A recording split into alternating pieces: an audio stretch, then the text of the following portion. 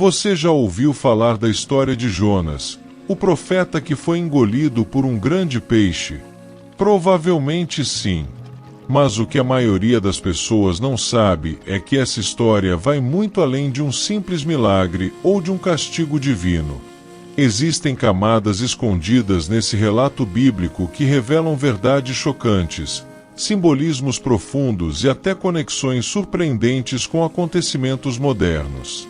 O que realmente aconteceu com Jonas dentro daquele peixe? E por que Deus escolheu exatamente esse caminho para ensiná-lo uma lição? Prepare-se para mergulhar em uma história tão intrigante que você vai querer assistir até o fim, e eu te garanto, o final vai mudar completamente a forma como você enxerga essa passagem da Bíblia. Tudo começa com uma missão aparentemente simples. Deus ordena a Jonas que vá até Nínive, uma das cidades mais temidas da época, e pregue contra sua maldade. Mas ao invés de obedecer, Jonas faz exatamente o oposto. Ele foge. Compra uma passagem para Tarsis e embarca em um navio, tentando escapar do chamado de Deus. E aqui já encontramos a primeira grande curiosidade. Por que um profeta, alguém escolhido diretamente por Deus, desobedece de maneira tão radical? A resposta está nos detalhes históricos. Nínive era a capital da Síria, um império cruel que perseguiu e massacrou o povo de Israel. Para Jonas, a ideia de levar uma mensagem de salvação para seus inimigos era inaceitável. Ele não queria que Deus perdoasse Nínive, ele queria vê-la destruída. Essa revelação muda completamente nossa percepção da história. Jonas não é apenas um homem com medo. Ele está em conflito profundo entre justiça e misericórdia, entre seu patriotismo e o amor divino que abraça até os piores inimigos. Mas a fuga de Jonas tem consequências. Uma tempestade violenta ameaça afundar o navio, e os marinheiros percebem que algo sobrenatural está acontecendo. Depois de lançar sortes, descobrem que Jonas é o culpado. E aqui vem outro detalhe fascinante. Jonas, ao invés de se arrepender imediatamente, pede que o joguem no mar. É como se ele preferisse morrer a obedecer a Deus. E é nesse momento, quando tudo parece perdido, que um grande peixe o engole.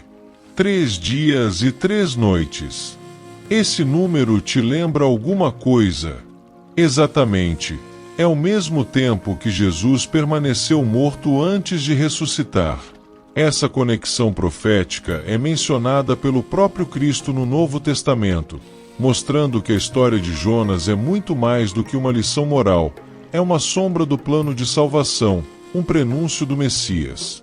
O peixe, que muitos enxergam como punição, na verdade foi proteção. Deus não queria destruir Jonas, mas transformá-lo. Dentro do peixe, Jonas ora. E essa oração não é apenas um pedido de socorro, é um cântico profundo de arrependimento e reconhecimento da soberania divina. É ali, nas entranhas daquele ser marinho, isolado, cercado pela morte, que Jonas encontra a vida. Deus ouve sua oração e ordena ao peixe que o vomite na praia. É como se ele tivesse passado por uma espécie de morte e renascimento. Uma segunda chance. E agora, finalmente, Jonas obedece. Vai até Nínive e prega.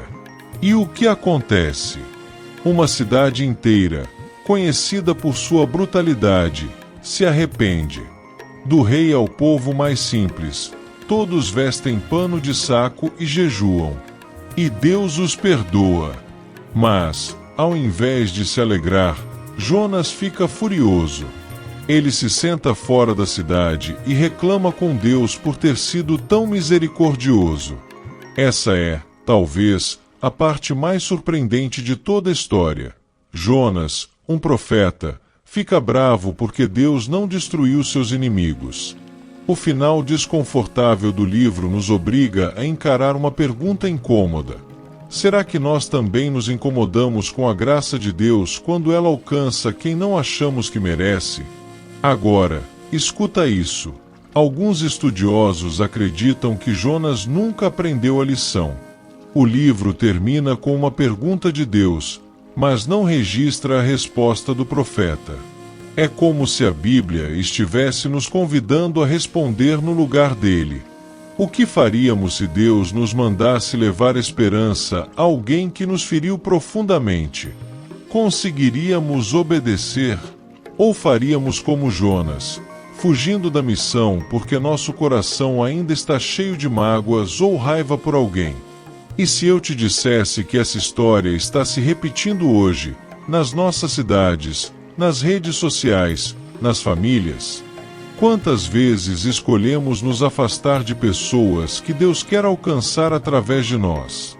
Quantas vezes recusamos a misericórdia a quem mais precisa dela, porque achamos que não merece? O curioso caso de Jonas, o profeta relutante, é um espelho do nosso próprio coração.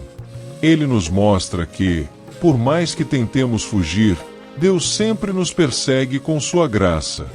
E às vezes, o grande peixe que engole nossos planos não é uma punição, é a forma de Deus nos colocar de volta no caminho certo. Então, se você achava que a história de Jonas era só um conto infantil sobre um homem e um peixe, agora sabe que ela é uma das narrativas mais profundas, provocadoras e espiritualmente transformadoras de toda a Bíblia. E aí, qual é o seu peixe? O que Deus está usando na sua vida para te fazer parar, refletir e voltar ao propósito original? Compartilha nos comentários, porque essa conversa não termina aqui. Curte o vídeo, se inscreve no canal e ativa o sininho, porque no próximo episódio, a gente vai mergulhar em outra história esquecida da Bíblia que vai mexer com a sua mente e o seu coração. Até lá!